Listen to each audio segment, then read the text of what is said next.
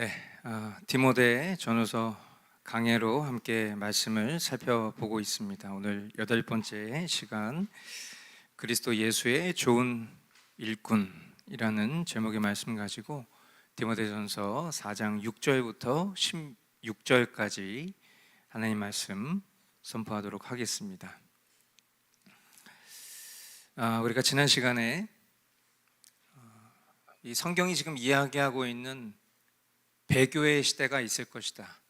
그래서 그 배교의 시대 속에서 올바른 영적 분별력을 갖고 끝까지 믿음을 지킬 수 있는 것은 근본적으로 우리의 힘과 능력으로 되는 것이 아니라 하나님이 그 일을 하시는데, 하나님 그 일을 우리 삶 가운데 어떻게 이루시는가를 이야기했을 때 말씀과 기도라는 그런 은혜의 방편을 통해서 주님이 우리로 하여금 이 배교의 시대 가운데 영적으로 분별할 수 있는 능력을 주시고 믿음을 지키게 하신다라는 것을 우리가 살펴보았습니다. 오늘 본문은 이제 이어지는 말씀이죠. 결국 그 말씀과 기도라는 이 경건의 훈련, 사실 저는 개인적으로 이 말씀과 기도 생활을 경건 생활 이렇게 표현하는 걸 그렇게 좋아하지 않습니다. 왜냐하면 우리가 보통 말씀과 기도의 삶을 경건 생활 이렇게 표현했을 때 그 경건 생활이라는 것을 마치 우리의 어떤 종교 활동으로 국한시키려고 하는 경향이 있기 때문이에요. 말씀과 기도의 삶이라는 것은 저와 여러분들이 살아가는 모든 삶이 다 말씀과 기도 안에 있어야 됩니다. 그냥 내가 아침에 일찍 일어나서 새벽 기도하고 내가 큐티 책 보면서 말씀 묵상하고 뭔가 이런 것을 말씀과 기도의 삶으로 국한해 버리니까 그것이 우리의 삶의 어떤 능력으로 경험되지 않는 순간들이 너무 많죠. 그래서 우리가 그것을 그냥 단순히 경건 생활, 경건 활동 이렇게 치부하는 것은 어쩌면 그 자체의 의미는 너무 바람직한 것이지만 우리 그리스도인들에게 있어서 말씀과 기도와 또 우리의 삶을 구분하게 만드는 그런 이분법적인 그런 생각을 갖게 만드는 차원에서 저는 단순히 이것을 경건 생활에 표현하는 것을 좀 꺼려하는 편입니다. 그러나 오늘 본문이 이런 경건이라는 단어를 쓰고 있고 또 경건 훈련이라는 단어를 쓰고 있기 때문에 우리가 그 성경적인 관점에서 이 말씀과 기도라는 이 경건의 훈련을 함께 살펴보려고 하는 것입니다. 먼저 6절부터 8절까지 말씀입니다. 그대가 이런 교훈으로 형제 자매를 깨우치면 그대는 믿음의 말씀과 그대가 지금까지 쫓고 있는 좋은 교훈으로 양육을 받아 그리스도 예수의 좋은 일꾼이 될 것입니다. 저속하고 헛된 꾸며낸 이야기들을 물리치십시오. 경건함에 이르도록 몸을 훈련하십시오. 몸의 훈련은 약간의 유익이 있으나 경건 훈련은 모든 면에 유익하니 이 세상과 장차 올 세상에 생명을 약속해 줍니다. 아멘. 자, 이 본문 시작에 그대가 이런 교훈으로 형제자매를 깨우치면, 그대가 이런 교훈 이렇게 말했어요. 그러니까 앞에서 이야기했었던 그 내용과 연결된다라는 것을 우리가 짐작할 수 있는데, 이 교훈이 뭡니까? 이 교훈이라고 하는 것은 앞에서 이야기했었던 어떤 부정적인 관점을 좀 뒤집어서 생각해 보면 이런 거예요.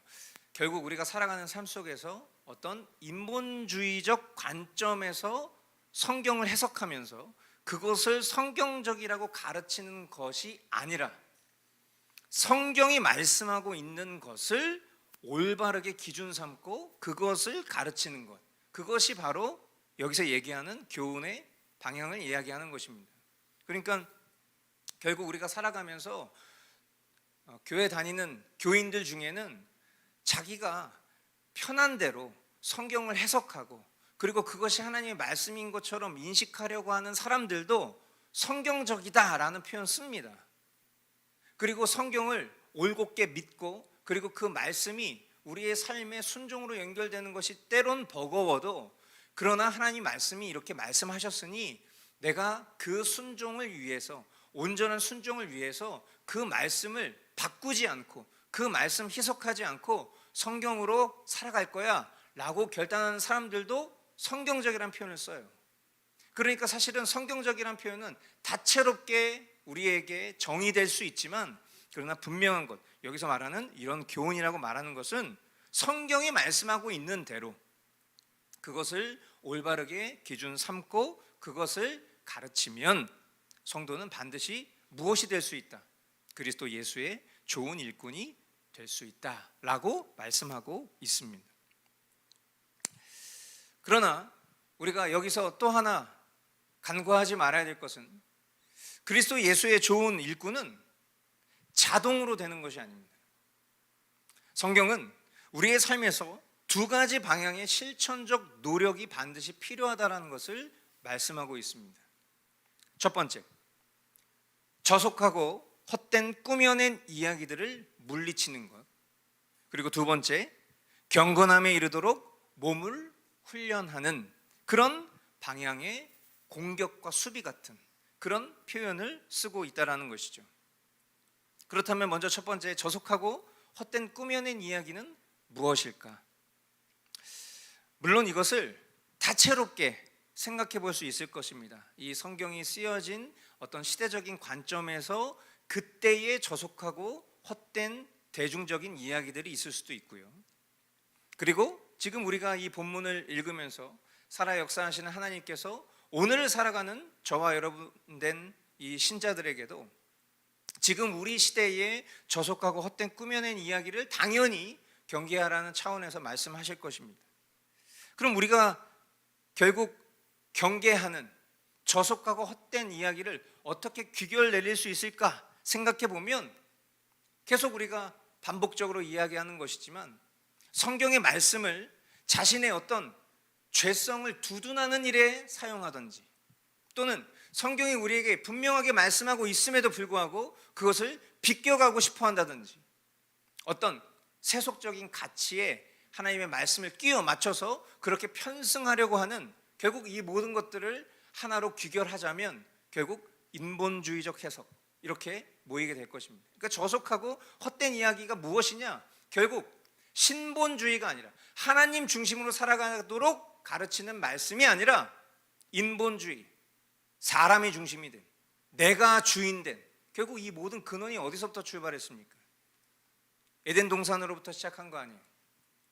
하나님이 주인이시고 하나님이 왕이신데 내가 주인 되고 싶었던 그 죄성의 시작이 바로 그것이죠. 인본주의, 겉으로 보면 휴머니즘, 참 좋은 표현처럼 들리지만 결국 인본주의라는 것은 결코 성경적이지 않습니다. 성경은 우리가 진짜 하나님을 영화롭게 할 때, 우리가 하나님의 목적대로 살 때 비로소 우리가 참 하나님께서 만들어 주신 인간답게 살게 되는 것이지, 우리 자신 스스로가 주인 되어서 내가 인간처럼 살고자 노력하면 노력할수록 우리는 하나님의 형상으로부터 멀어진다는 것을 저와 여러분들이 기억할 수 있어야 돼요.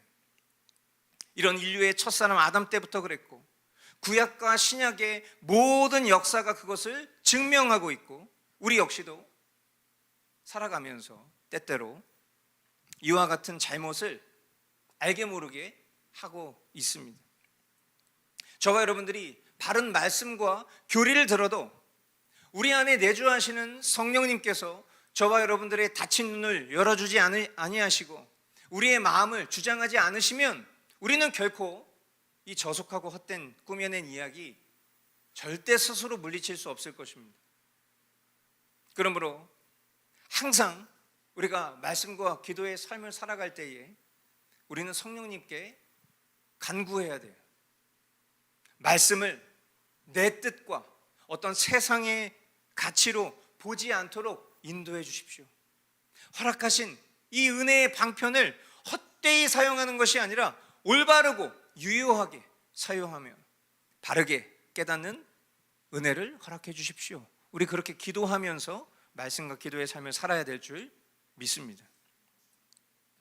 또한 세상이 주는 어떤 육신의 재미와 또 즐거움에 우리가 너무 함몰되지 말아야 할 것입니다.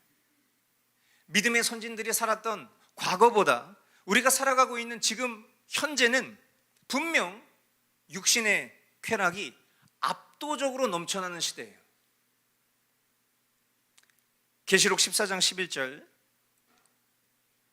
그들에게 고통을 주는 불과 유황의 연기가 그 구덩이에서 영원히 올라올 것이며 그 짐승과 짐승 우상에게 절하는 자들과 또 그 이름의 표를 받는 자는 누구든지 밤에도 낮에도 휴식을 얻지 못할 것이다. 마지막 말씀이죠. 밤에도 낮에도 휴식을 얻지 못할 것이다. 세대주의적 관점에서 이 말씀을 짐승의 표를 받는 사람들은 밤낮 쉼을 얻지 못한다 이런 식으로 해석하는 분들도 있습니다. 근데 제가 이 개혁주의적 관점에서, 정통 장로교 신학의 관점에서 이 말씀을 본다면, 이 말씀은 오늘날 우리가 살아가는 삶에 대입해서 생각했을 때 저와 여러분들이 밤낮 쉼을 왜 얻지 못할까요? 저와 여러분들이 왜 밤낮 쉼을 얻지 못하죠? 그냥 단편적으로 생각해 보면 우리는 스마트폰 중독에 사로잡혀 있어요. 새벽 중간에도 나도 모르게 잠을 깨면 핸드폰 보느라고 2시간, 3시간을 또 잠을 안 잡니다. 밤에 잠자야 되는데 핸드폰을 계속 보다가 자요. 내가 언제 잠들었는지도 모를 만큼, 핸드폰 그냥 떨어뜨리면서 잘 만큼 그렇게 우리는 스마트폰 중독에 사로잡혀 있어요. 영육간의 쉼을 얻지 못한다. 밤에도 낮에도 휴식을 얻지 못한다. 그만큼 결국 무엇을 이야기하는 것입니까? 방법론적인 걸 얘기하는 게 아니에요. 그만큼 우리는 저속하고 헛된 꾸며낸 이야기에 이렇게 노출되며 살아가고 있기 때문에 그런 수많은 것들로부터 우리의 영혼이 밤낮 쉼을 얻지 못하는 것입니다.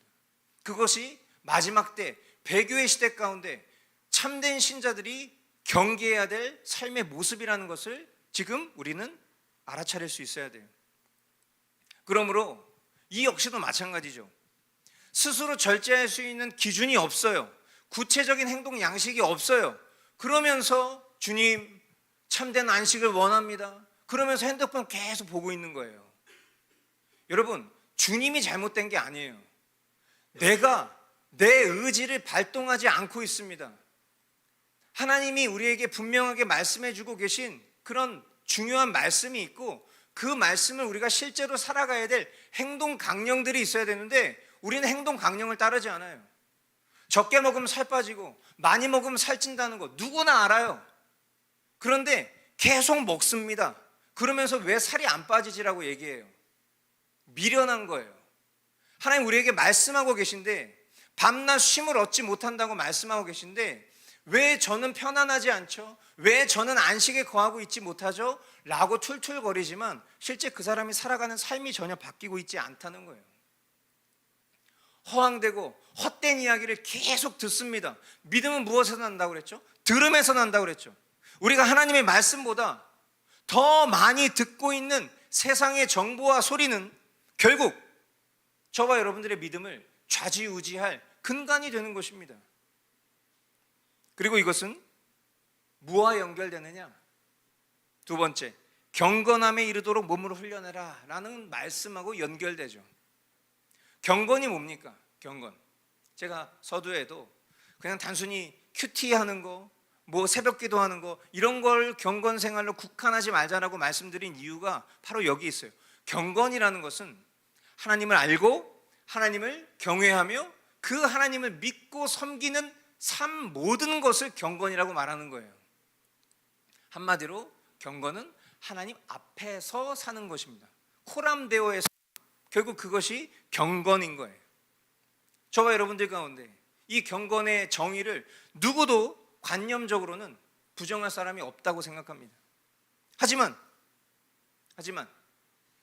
실제로 우리가 경건하게 살고 있는지 스스로에게 질문해 봤을 때 그 질문에 자신 있게 대답할 사람도 없을 것입니다. 그러므로 성경은 우리에게 뭐라고 얘기하고 있냐?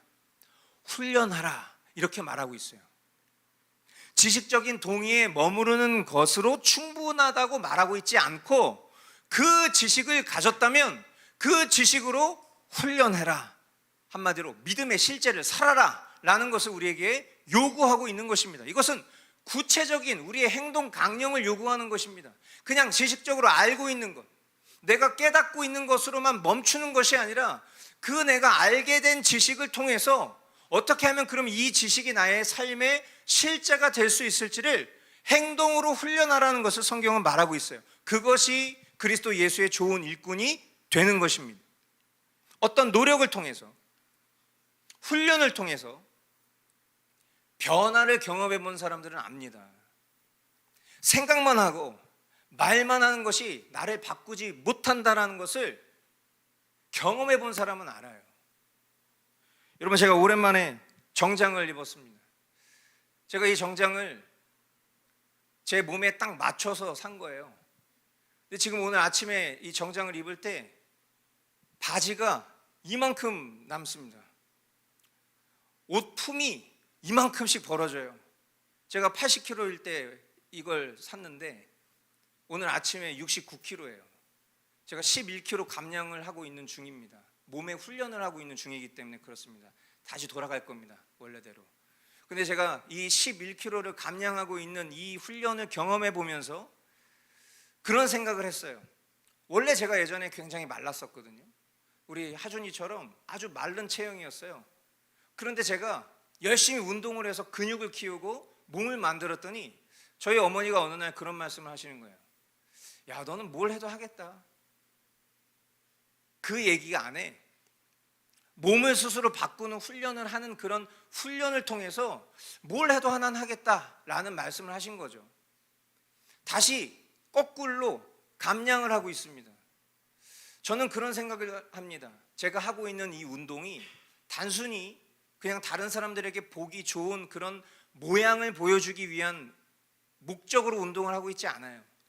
사실 저는 이런 몸의 훈련을 통해서 경건의 유익을 동시에 경험하고 있고, 오늘 공교롭게도 이 말씀은 마치 그런 비유를 통해서 우리에게 요구하고 있어요. 우리가 생각하는 것, 우리가 말하는 것, 누구나 다 말은 번지르르하게 할 수 있죠. 그러나 제일 한심한 사람이 어떤 사람입니까? 딱 봐도 바뀌지 않고, 딱 봐도 전혀 성숙하지 않은데 계속 옛날 말만 하고 계속 똑같은 말만 해요. 말만 번지르르한데 바뀌지 않죠. 육신의 질병이 있습니다. 육체의 건강이 안 좋습니다. 삶의 습관이 엉망이에요. 그런데 계속해서 운동해야지, 절식해야지, 그런 말만 하는 거예요. 노력은 안 합니다. 여러분, 변화는 꼭 기억하십시오. 노력과 훈련의 지속성을 통해서만 변화되는 거예요. 그것은 단순히 육신의 문제만 이야기하는 게 아니에요. 우리의 영혼을 그 육신의 문제와 비유해서 오늘 성경 우리에게 얘기하고 있어요. 그런데 뭐라고 얘기합니까?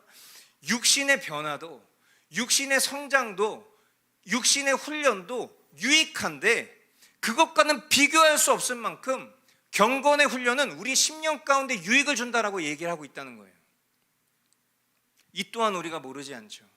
하지만 계속 지식적인 동의에 머무르고 어떤 개선을 위해서 내가 열심내지 않으면 결국 바뀌는 건 없어요. 오해하지 마십시오. 이것은 행위 구원을 말하는 게 아니에요.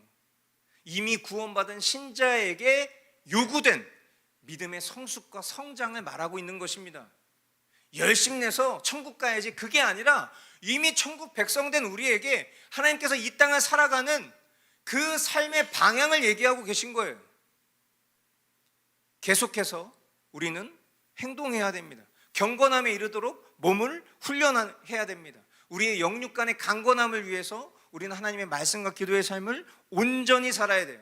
이것은 권장사항이 아니라 참된 신자를 향한 성경의 가르침이며 주님의 명령이에요. 좀 부끄럽지만 여러분, 우리 공동체의 모습을 한번 보십시오. 여러분, 말씀과 기도의 삶을 사는 게 그렇게 어렵습니까? 예, 어려워요. 말씀과 기도의 삶 사는 거 어렵다고요. 근데 우리 공동체가 지금 9년이 됐습니다. 개척 시작 전부터 우리 공동체는 머스트 라이프라는 것을 했어요. 말씀과 기도의 삶을 일관되게 살기를, 말씀과 기도의 삶을 진실되게 살기를, 진실함을 넘어 전심으로 살기를 우리 그렇게 그 기초로 교회를 개척하고 지금 9년이 왔어요. 근데 세월이 오래돼도 그 말씀과 기도의 삶이 성숙되긴커녕 그 말씀과 기도의 삶이 자꾸 개량됩니다. 여러분, 말씀과 기도의 삶 우리가 어떻게 사는 거죠? 우리가 적어도 말씀을 정독하고 그 정독한 말씀 속에서 하나님께서 나에게 주신 마음들을 기록하고 그리고 그 주신 마음들을 드린 기도라는 기도문의 형식으로 작성하는 그 과정을 굳이 번거롭게 행하면서까지도 우리는 하나님 앞에 적어도 이 시간을 내가 진실되이 머물 것을 이 정도의 형태 정도 수준으로라도 그렇게 살기를 결단하고 온 거예요.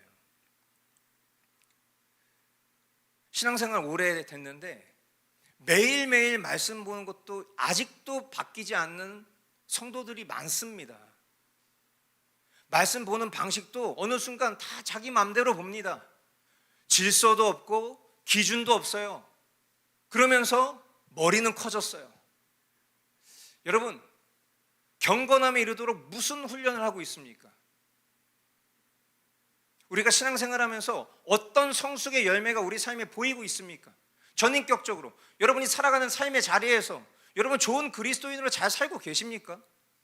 방구석 루저로 살고 있는 거 아니에요? 그냥 말로만 겉으로만 직분을 취하면 무엇합니까? 말씀을 보지 않는데, 아무런 경건 생활을 하지 않는데 그것이 어떻게 그리스도인이라고 말할 수 있고 그것이 어떻게 중생한 신자라고 말할 수 있고 어떻게 구원을 보증할 수 있죠? 이 교회 다닌다고 구원 받습니까? 이 예배당 안에 앉아있다고 구원받은 신자 맞습니까? 여러분, 알곡과 가라지는 같이 있는 거예요. 그 속에서 뜯겨 나가는 것입니다.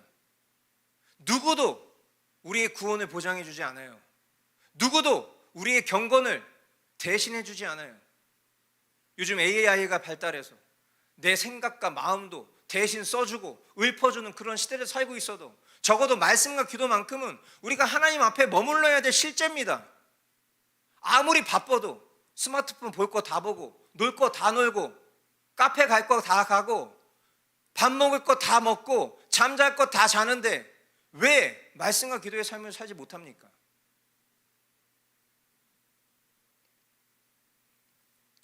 성경은 이런 우리의 삶을 권장하고 있지 않다고 분명히 말씀드립니다. 그렇게 살도록 노력하세요.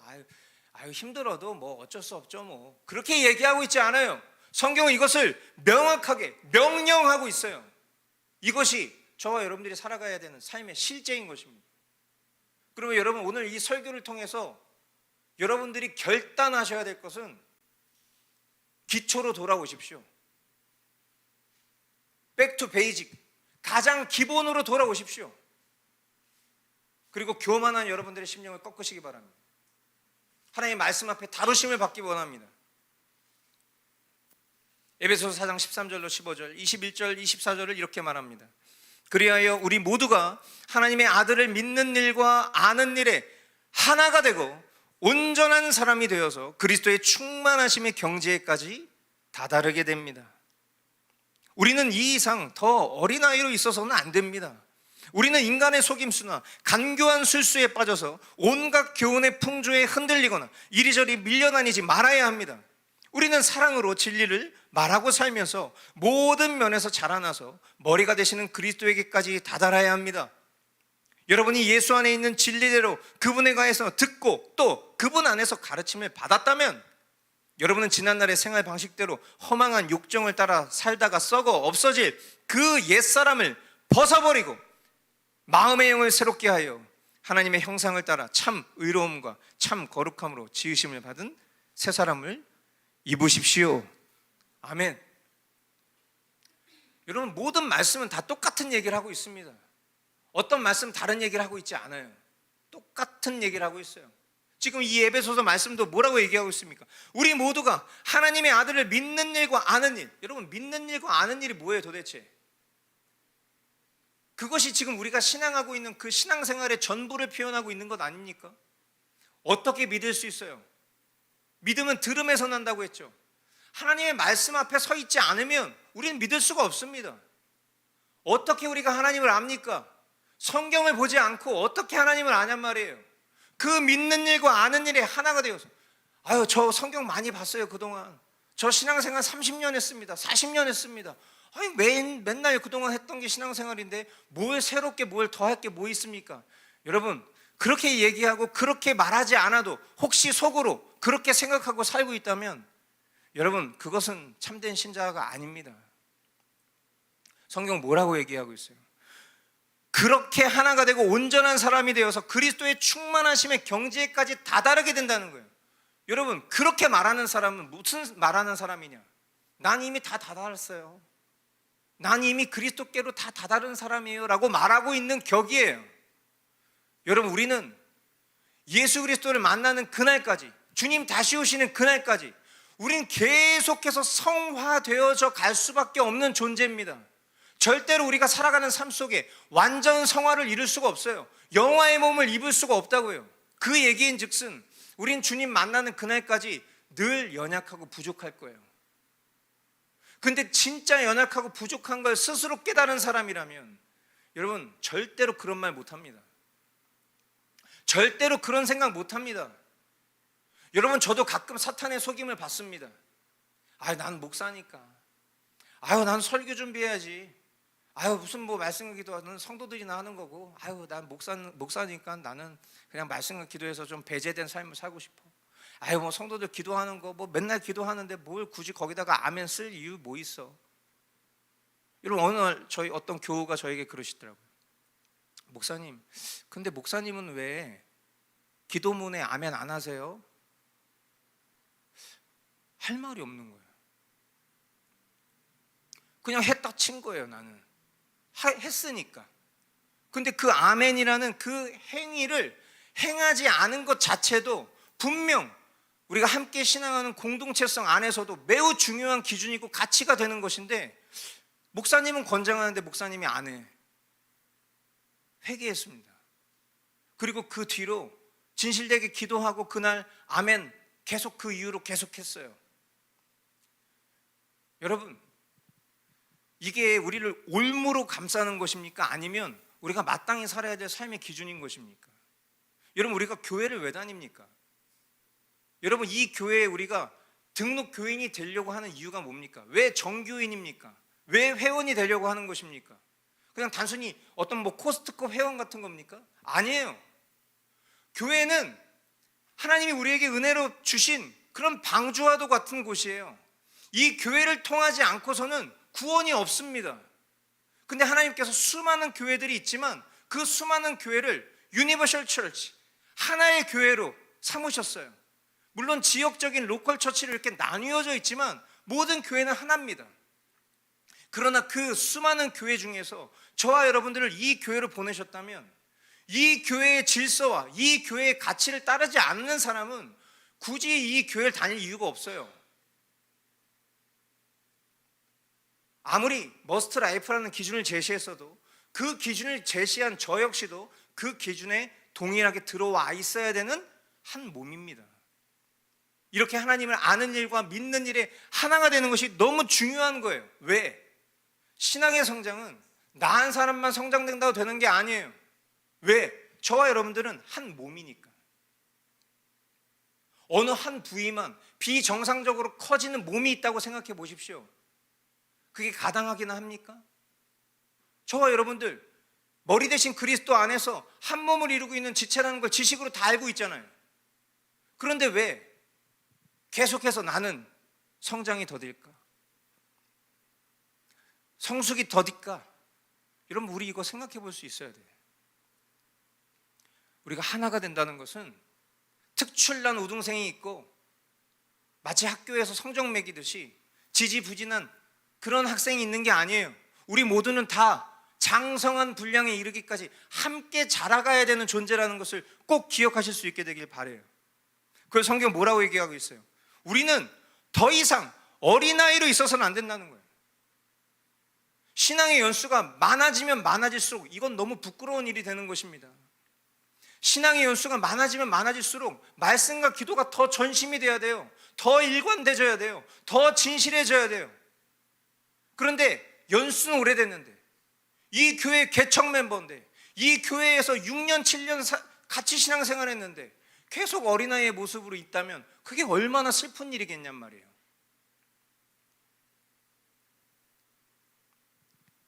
다 그런 근원은 무엇입니까? 인간의 속임수나 간교한 술수에 빠져서 온갖 교훈의 풍조에 흔들리고 이리저리 밀려다니는 그런 모습 안에서 어느 순간 내가 붙잡아야 될 교훈의 진리와 그 질서와 기준을 놔버렸기 때문이에요. 여러분, 제가 주중에 우리가 명절 지나고 마가복음 1장 시작하면서 여러분들에게 당부드렸습니다. 이제 다시 시작합시다. 사실 어디 가도 우리 교회 성도들만큼 말씀과 기도 붙잡고 사는 성도들 저는 별로 못 봤습니다. 그래서 참 감사하기도 합니다. 그런데 만족이 안 돼요. 제 개인의 만족을 말하는 게 아니에요. 분명 참된 믿음을 가진 사람이라면 성장할 수밖에 없고 성숙할 수밖에 없는 것이 우리가 믿고 있는 성경의 교훈입니다. 그런데 연수가 오래되면 오래될수록 계속해서 어린아이 같은 모습으로 남아있는 이유는 무엇 때문일까? 그것은 결국 우리가 복음의 본질로부터 벗어났기 때문이고, 우리가 계속해서 옛사람의 그 허울을 벗어버리지 못하고 있기 때문이라는 것을 여러분들 아실 수 있게 되길 바라요. 거듭난 신자, 그리스도로 옷 입은 새 사람은 그 어떤 것보다 이 경건의 훈련, 하나님 앞에서 살아가는 삶의 방식과 그 실제의 전부를 걷는 그런 삶으로 세상 사람들과 구별될 것입니다. 이런 훈련이 점진적으로 쌓여가면 그 과정이 성화인 것이고, 그리고 그 성화의 결국은 그게 바로 영화의 몸을 입게 되는 구원의 완성이라는 것, 그것을 저와 여러분들 명심하실 수 있게 되길 바라요. 9절로 10절 말씀, 이 말은 참말이요 모든 사람이 받아들일 만한 말입니다.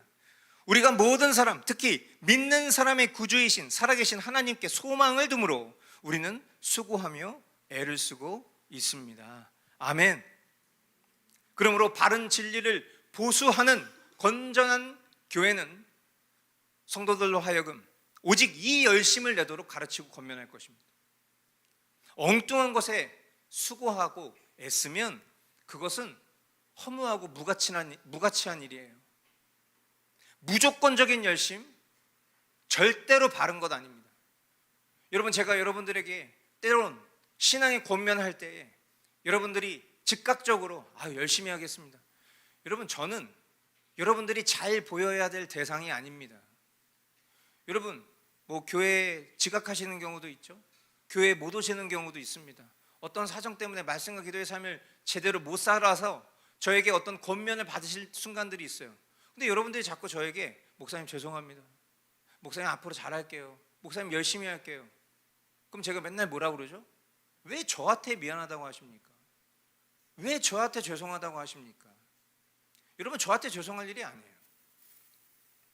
여러분이 하나님 앞에 살아가면서 경건이 뭐라고 그랬어요? 하나님 앞에 살아가는 삶이라고 그랬어요. 우리가 하나님 앞에서 살아가는 삶 속에서 저와 여러분, 목사인 저와 성도인 여러분들은 똑같은 지위입니다. 그냥 하나님께서 이 교회를 섬기는, 말씀을 전하는 도구로 사용하는 통로가 저일 뿐이지, 저도 이 강단을 내려가면 여러분과 똑같은 성도의 입장이에요. 저도 말씀과 기도의 삶을 살아야 되는 평범한 신자 중에 한 사람일 뿐입니다. 그런데 저에게 그 책무가 있기 때문에 여러분들에게 강단을 통해서 또 밑에서 여러분들에게 말씀과 기도의 삶을 계속해서 말씀드릴 수밖에 없는 거예요. 왜? 그것이 이 교회의 바른 권면이고 가르침이기 때문이에요. 그것이 우리가 열심히 내야 될 전부이기 때문이에요.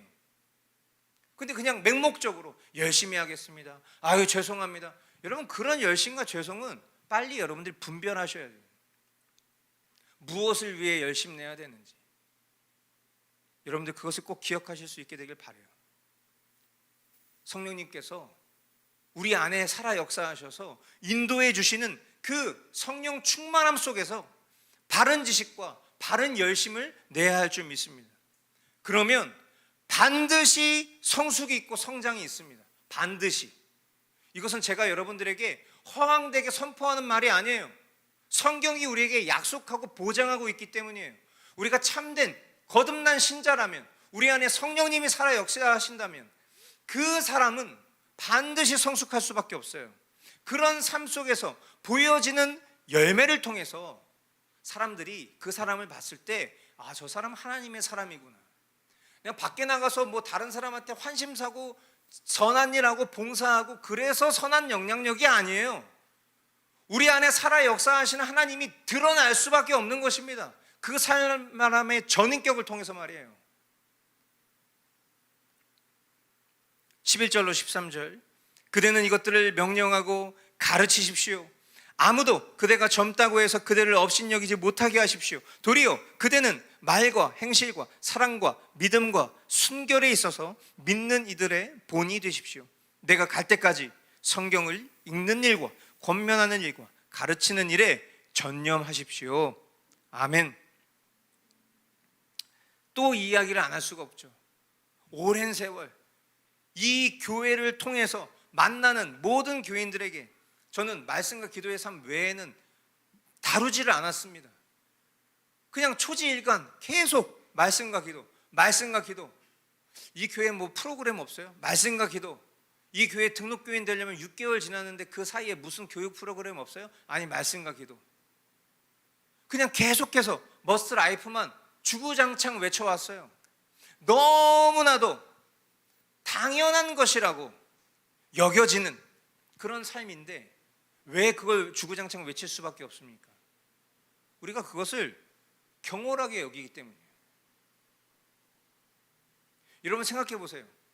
바뀌고 개선되고 발전한 것들을 계속 강조하는 사람이 있습니까? 계속 더디고 정체돼 있고 퇴보할 때 그것을 교정하고 바꾸고 개선하기 위해서 거듭 강조하는 거예요. 왜 성경이, 왜 하나님께서 우리의 삶에 계속 회개를 말씀하시죠? 우리가 회개하지 않기 때문이에요. 왜 말씀과 기도의 삶을 성경이 우리에게 계속 요구합니까? 이것이 우리의 전부라고 왜 얘기합니까? 왜 교리가 은혜의 방편 가운데 말씀과 기도를 가장 으뜸에 두고 있죠? 우리가 이것을 경홀히 여기기 때문이에요. 오랜 세월 외쳐와서도 아직도 일관되기 힘들고 진실하기 힘들고 전심으로 나아가기 어려운 말씀과 기도의 삶입니다. 신앙의 성숙을 위해서 무언가 다른 훈련이 있지 않을까? 그런 의심을 한 적도 있어요. 은사주의, 복음주의, 세속주의적 그런 프로그램을 기웃기웃거리는 그런 연약함이 저에게도 있었습니다. 그러나 성경의 가르침, 성경적 결론은 지금 이 순간 우리가 이 본문을 통해서도 확인하듯 오직 말씀과 기도 외엔 없다는 결론, 그 결론에 다다르고 그동안 끊임없이 이 결론을 붙잡고 여러분들을 가르쳐 왔어요. 목사는 지금 이 성경이 이렇게 얘기하죠. 말과 행실, 사랑과 믿음과 순결에 있어서 믿는 이들의 본이 되어야 한다고 말합니다. 그런데 참 제가 본이 못 됩니다. 저의 패역함, 저의 연약함과 어떤 불찰이 성도들의 신앙 성숙을 방해하고 있는 건 아닐까? 그런 마음, 그런 고민, 그런 탄식으로 인해서 포기하고 싶은 마음으로 정말 목회를 내려놓고 싶을 그런 순간 참 많았고 실제 그랬죠. 그러나 마치 디모데를 권면하는 사도 바울처럼 또 이런 마음을 품고 있는 저에게 주님이 이렇게 말씀하시죠. 내가 갈 때까지 성경을 읽는 일과 권면하는 일과 가르치는 일에 전념하여라. 지금 성경이 이 사도 바울이 디모데에게 너 나이 어리다고 사람들한테 업신여김 당하고 있지? 너 네 성격과 기질상 사람들한테 말씀과 기도의 삶을 강권적으로 권하는 거 너무 고역스럽지? 하나 분명히 명심해 라고 하면서 이렇게 얘기하고 있는 거예요. 내가 갈 때까지 성경을 읽는 일과 권면하는 일과 가르치는 일에 전념해. 마치 이 말씀이 주님이 제게도 그렇게 말씀하시는 것 같은 거예요.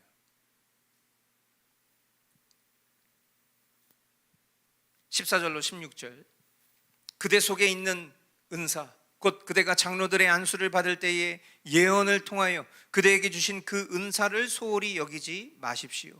이 일들을 명심하고 힘써 행하십시오. 그리하여 그대가 발전하는 모습을 모든 사람에게 나타내게 하십시오. 그대 자신과 그대의 가르침을 살피십시오. 이런 일을 계속하십시오. 이렇게 함으로써 그대 자신도 구원하고 그대의 말을 듣는 사람들도 구원할 것입니다. 아멘. 여기서 말하는 은사들을 우리는 앞에서도 살펴보았듯이 하나님께서 우리에게 주신 은사들은 공동체의 유익을 위해서 주셨다라고 기록되어 있습니다.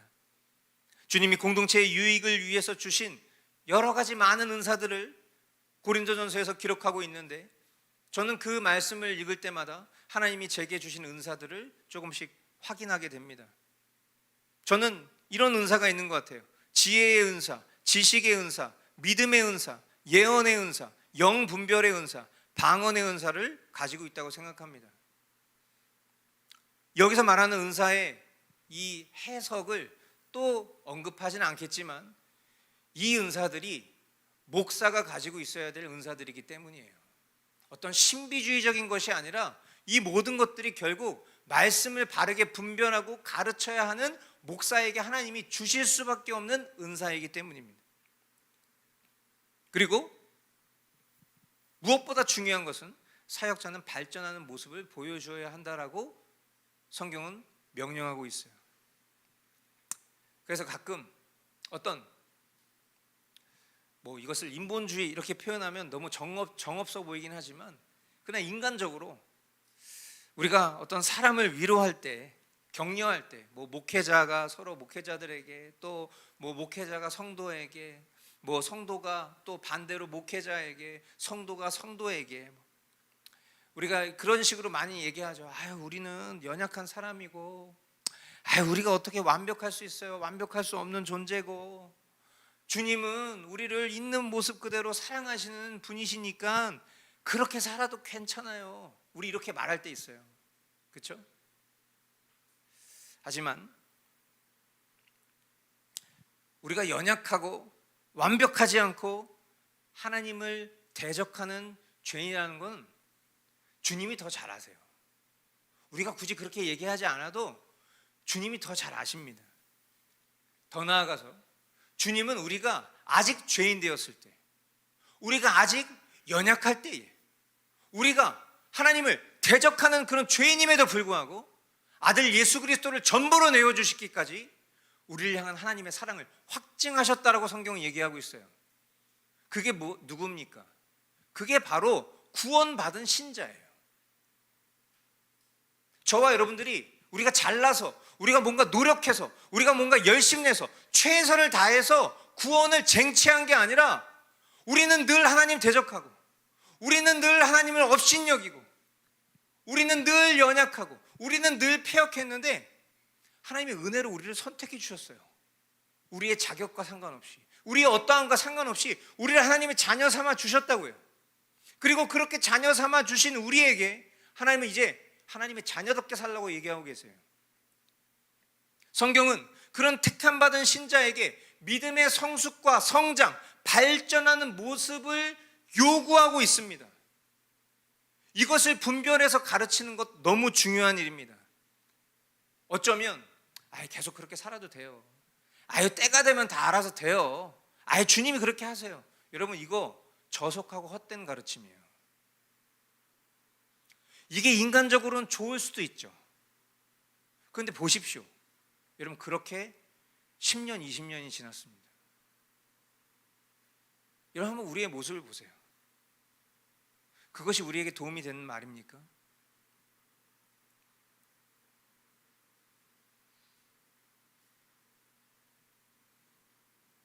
여러분, 그렇게 해서 신앙의 성숙이 이루어지지 않는다고 얘기하고 있어요. 훈련해라. 계속해서 정진해라. 성경 계속해서 우리에게 그걸 얘기하고 있는데, 인간적인 다른 한편에서는 괜찮다, 그렇게 살아도 된다, 계속 그렇게 말하고 있어요. 여러분, 분별이라는 게 왜 중요합니까? 아직 예수님을 알지 못하는 사람들에게 성경의 기준을 막 제시하면서 당신이 이렇게 살아야 됩니다 라고 말하는 거 잘못된 거예요. 그 사람은 모르는 사람이에요. 그 사람 하나님과 상관없는 사람이에요. 그 사람 이제 복음을 들어야 되는 사람이에요. 교회 밖에 있는 사람이에요. 그 사람 아직 연약한 사람 맞아요. 있는 모습 그대로 하나님 사랑하시는 건 맞다고. 그런데 그랬던 우리를 하나님의 자녀로 삼아주셨잖아요. 교회로 불러주셨잖아요. 어둠에서 생명으로 불러주셨잖아요. 근데 여기서도 계속 그렇게 살라고 어디 성경이 얘기하고 있어요? 지금 우리가 계속 보고 있는 말씀들 속에서도 그렇게 말하는 구절 한 구절도 없어요. 오히려 우리에게 계속하여서 명령하고 있어요. 성경은 우리가 하나님께 바르게 붙어있는 가지인지를 무엇으로 표현합니까? 열매로 표현해요. 열매 맺히지 않는 그 나무는 죽은 나무예요. 찍어버려 없어져 버리는 나무라고. 열매가 뭡니까? 반드시 지속과 성숙과 성장을 통해 결과적으로 맺히는 거예요. 행함이 없는 믿음, 뭐라고 말했죠? 죽은 믿음이라고 했습니다. 행위 구원을 말하는 거 아니에요. 참된 신자의 삶에 있어서 반드시 참된 믿음을 가지고 있다면 그 믿음이 그 사람의 삶을 통해서 드러날 수밖에 없다라는 것을 얘기하는 것입니다. 오늘 우리가 읽은 에베소서 말씀 뭐라고 표현하죠? 어린아이로 머물러 있지 말라고 얘기해요. 아이 괜찮아, 넌 계속 어린아이로 살아도 돼. 하나님 그래도 널 사랑하시니까. 성경 이렇게 얘기하고 있지 않다고. 이게 저속하고 헛된 가르침이라고요. 또 뭐라고 말하죠? 모든 면에서 자라나가 머리 대신 그리스도께로 다다라야 합니다. 끊임없이 우리의 믿음의 성장을 주님은 말씀하고 계세요. 이 발전은 말씀을 전하고 가르치는 저도 포함되지만 여러분에게도 동일합니다. 우리 모두는 서로의 믿음의 성숙과 성장을 위해서 기도할 수 있어야 됩니다. 바른 지식과 지혜로 바르게 가르칠 수 있도록 기도하고 권면하고 함께 힘써야 돼요. 그것이 오늘 이 말씀을 통해서 저와 여러분들에게 요구하시는, 오늘 말씀의 제목이 뭐죠? 그리스도 예수의 좋은 일꾼. 성경의 본문이 뭐라고 표현하고 있어요? 그리스도 예수의 좋은 일꾼이 되라. 자동으로 되는 게 아닙니다. 말씀을 맺겠습니다. 사랑하는 성도 여러분, 오늘 본문은 우리에게 아주 선명한 명령을 남깁니다. 그리스도 예수의 좋은 일꾼이 되라. 거듭 말씀드렸다시피 좋은 일꾼은 거저 만들어지지 않습니다. 그리스도의 말씀을 듣고 거짓된 이야기와 배교적 유혹을 분별하면서 멀리하면서 동시에 매일 경건의 훈련에 몸과 마음이 단련될 때, 그렇게 성숙되어져 가는 과정을 통해서 비로소 그리스도 예수의 좋은 일꾼이 되는 거예요. 성령님께서 인도하시는 은혜의 방편인 말씀과 기도를 힘써 붙드시기를 권면합니다.